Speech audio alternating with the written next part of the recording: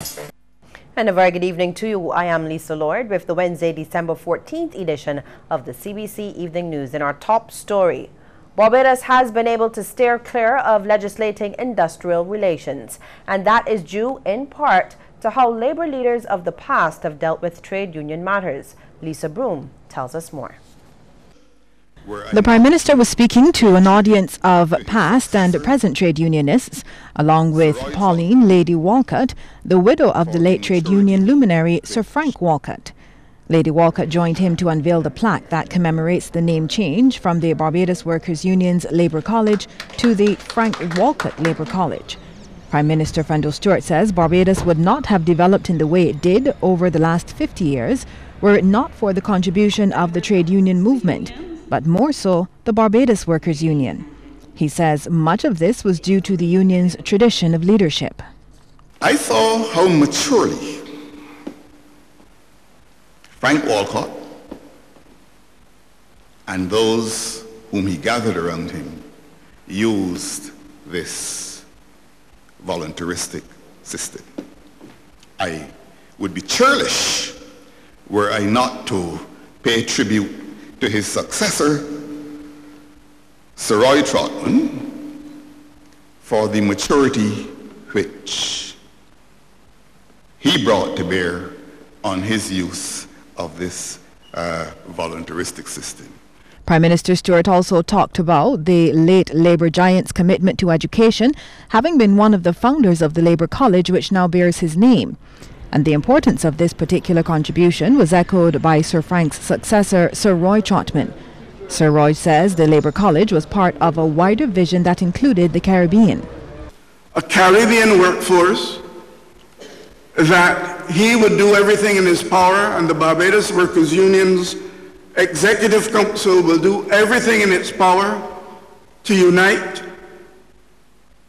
to enlighten, to train, to empower, and to have them do so, understanding that in their efforts to do that, they should see themselves as co-equals in an effort to build a better Barbados and a better Caribbean and indeed a better world.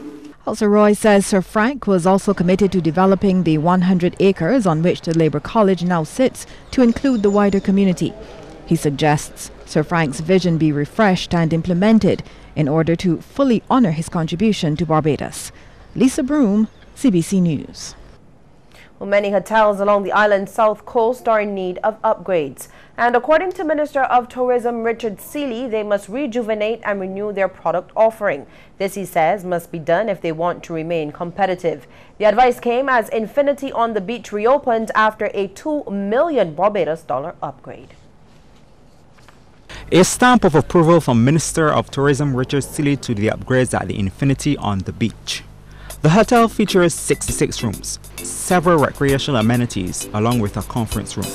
It opened in 2014 and is a member of the Intimate Hotels of Barbados Group. People will need facilities to have their conferences, their meetings, and so on. So apart from the MICE market, it fits into the overall economic picture, and I think that, again, that kind of vision should be saluted. I also note that guest comfort is also combined with guest safety. So the latest technologies in fire evacuation and fire warning devices have been included in the $2 million renovation, and that in itself is also a good thing. The gazebo by the swimming pool, and of course, most importantly, 2 rooms that have been specially prepared for those folks who may be disabled. Aside from the visitor experience, Mr. Seeley says Barbadians have been patronizing the property. Many folk come here to enjoy the gastronomy, the delights on Sunday, people after church and so on. You have a thriving, you may not see me often, but I know what's going on because I get my reports, and that is a good thing, and we hope that that can also continue. General Manager Renier Coppin is proud of the progress Infinity has made since 2014. We started this journey with a simple idea, driven by an unwavering passion and fueled by a singular vision.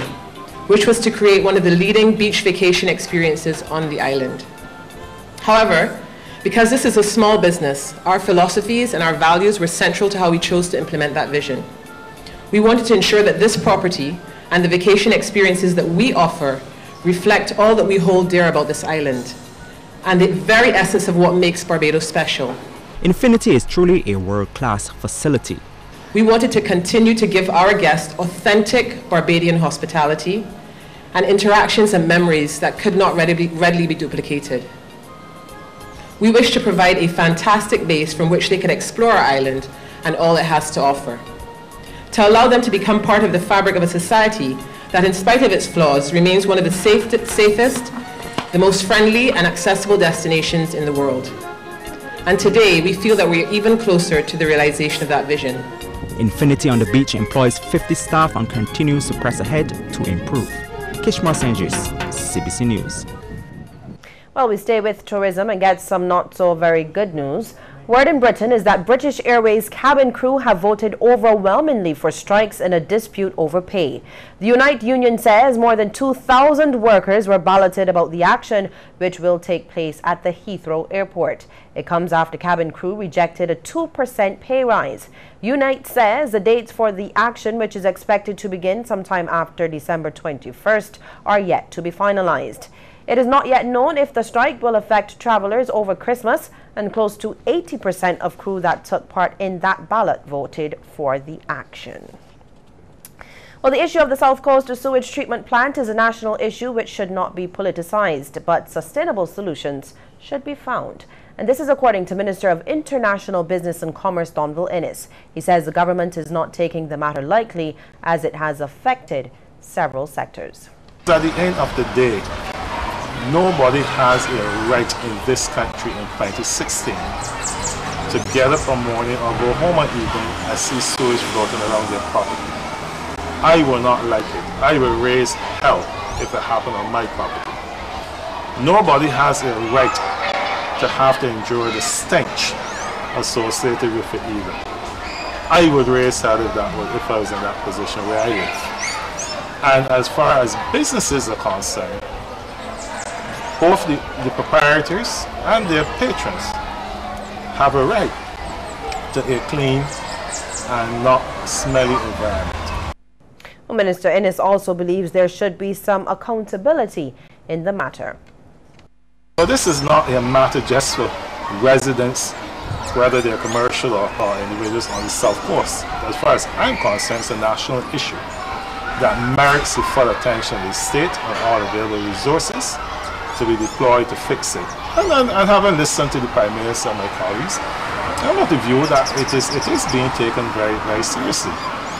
Now, I also go a step further, and this bothers me immensely. When things like these happen, we fix the problem, but nobody seems to be held accountable for it occurring in the first instance. We turn to parliamentary news now and hear that government could spend around $10 million to install scanning equipment at the island's ports of entry. Finance Minister Chris Sinclair says the scanners will reduce lengthy delays at the airport, especially during peak periods, and will ensure that the island has greater security. Minister Sinclair says the money will be made possible through a line of credit with First Citizens Bank Limited in Trinidad and Tobago. And the experts have identified and said, look, one of the things that you need to do is that you need to put in some more scanning equipment to allow for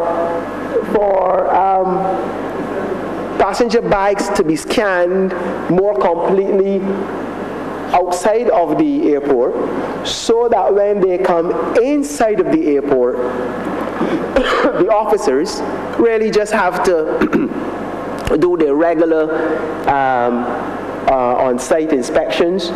You don't have to do as many. It can be far more random, because you feel relatively comfortable that no contraband, no illegal weapons or illegal drugs are being filtered through at an acceptable or unusual rate. The three people accused of killing 26-year-old David Nicholas Blenman earlier this month have been remanded to prison. 25-year-old Jamar Antonio Pyle, 21-year-old Faith Angelica Pyle, and 19-year-old Shaquan Sherwayne Omar Critchlow appeared before Chief Magistrate Christopher Birch today. The Skeets Road Jackman St. Michael residents were not required to plead and were ordered to return to the District C Court on January 11th next year. Blenman's naked body was found early on the morning of December the 1st on Foul Bay Beach by some passers-by. Meantime, Pyle was remanded on the separate charges of incest and indecent assault. He will return to the District A Court on Friday. We'll take a short break here and come back with more news after the break. Stay with us.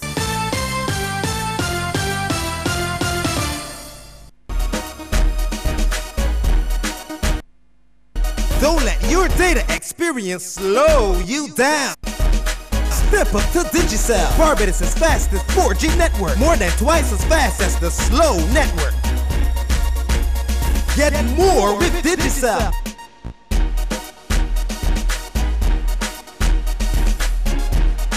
Digicel, the fastest 4G network in Barbados. Dial *153# to sign up to Digicel today. What's your idea of holiday happiness? Watching the kids open presents. Preparing for a new arrival. The look on his face. Add to your holiday happiness with a Scotia Plan loan from Scotiabank. You could win cash and more. Get your loan today at your nearest branch. Conditions apply. Peoples, we store just got even better. Come on in. Come down to the new renovated People's Market in Tudor Bridge with bigger aisles and even more in store. All your general grocery needs. A whole new fruits and vegetables section. Beer, wine and liquor. A wide selection of meat and fish. And everything for your outdoor chilling and barbecue grilling. But most of all, everything at low prices. Right, Miss Edwards? That's right, Ma. And now we have the People's Mall too. Peoples, come on down to the People's Market in Tudor Bridge.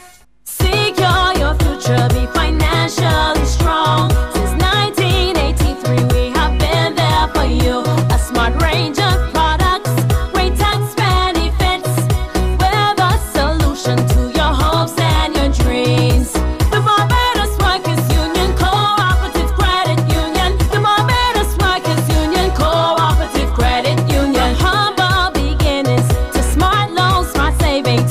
Save smart and borrow smarter, that's the move for me. Stability, prosperity, with a solution to your hopes and your dreams. The Barbados Workers Union Cooperative Credit Union. The Barbados Workers Union Cooperative Credit Union.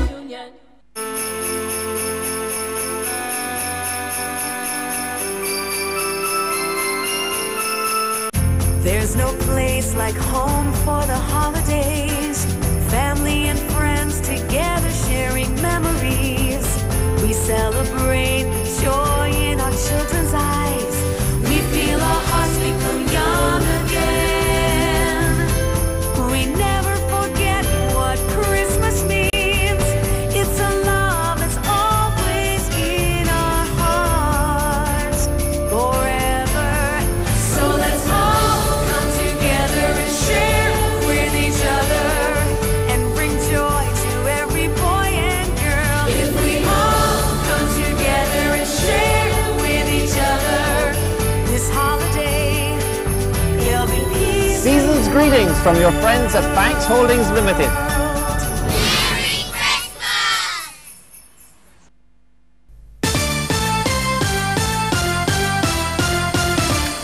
Minister of State in the Prime Minister's office, Senator Darcy Boyce, says both parties throughout time have contributed significantly to the sugarcane industry over the years. Senator Boyce says government is trying to increase cane yields and bring land back into agriculture.